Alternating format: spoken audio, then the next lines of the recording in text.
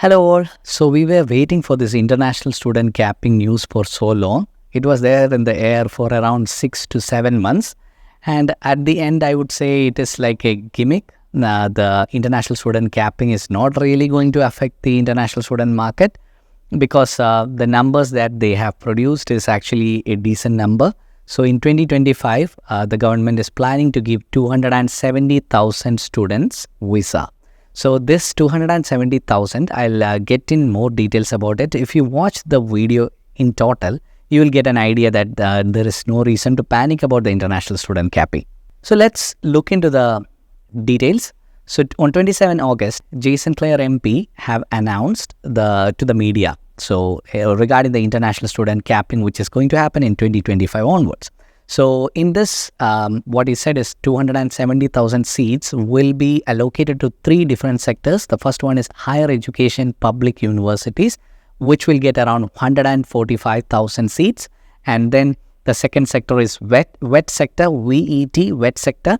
And the third sector is other universities and college, other universities and providers, which is private universities and other providers. So these three sectors, and the third sector is getting around 30,000 visas. So altogether it makes 270,000, 145, 95, 30. If we plot a percentage pie chart graph, it will be 54 the percentage for the higher education sector and 35% for the wet sector and 11% which is the remaining for the other sector. So this is actually a pretty decent number. This number is similar to the pre-pandemic levels, that is in the 2023 migration levels is similar to this number. So it is actually a good number, and in 2024 the numbers were a bit more, but most of the visas were going for the level 1 universities and the higher education sector. So actually for the wet sector it's a win. There's more number of seats that's getting allocated to the wet sector.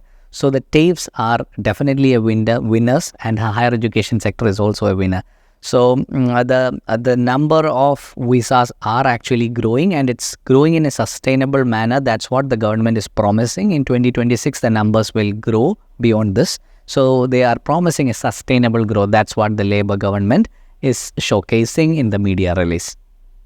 Then the next important announcement was the 107 ministerial direction regarding the visa prioritization. So the visa processing times for level 2 and level 3 universities were 2 to 4 months, which is getting scrapped. So the ministerial direction 107 is getting scrapped, and all the visas will be granted within 1 month's time frame. So level 1, 2, 3, all the providers their visa profiles will be assessed in the same time. So that is also a good news for the level 2, level 3 universities. But still, keep in mind the level 1 universities visa grant success will always be the better.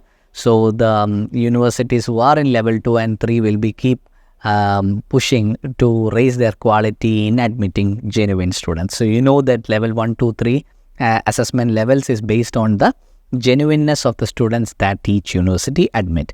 Okay, so that was the main highlight. That was the main news. Next section, what I'm going to cover is the winners and losers of this announcement. So clearly the winners are higher education sector in public universities. Regional public universities are winners definitely, because that is also covered in a report. Regional areas will get some reservation.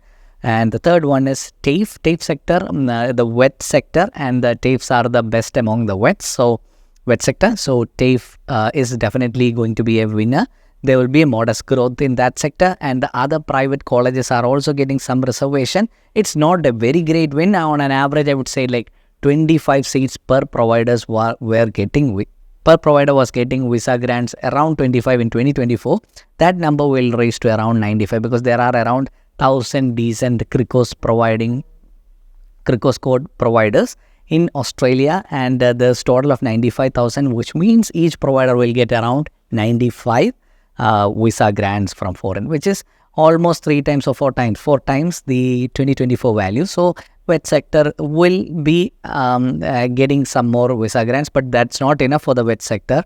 Many wet sector colleges will be affected by this as well, because not many can survive in the market. So maybe that is the government's intention, to keep on the quality there and to only grab the very good colleges and to shut down the not so good performing wet sector colleges. So the disadvantages or the hit is going to be happening in the group of 8 universities. The group of universities are trying to limit the numbers. There will be a capping, and also the large metropolitan universities, the universities in the large metropolitan cities will also get affected. So regional universities are going to get some preference. So where is it going? That is what is the future? So step number 4, or the next section, what I'm going to cover is ESOS bill.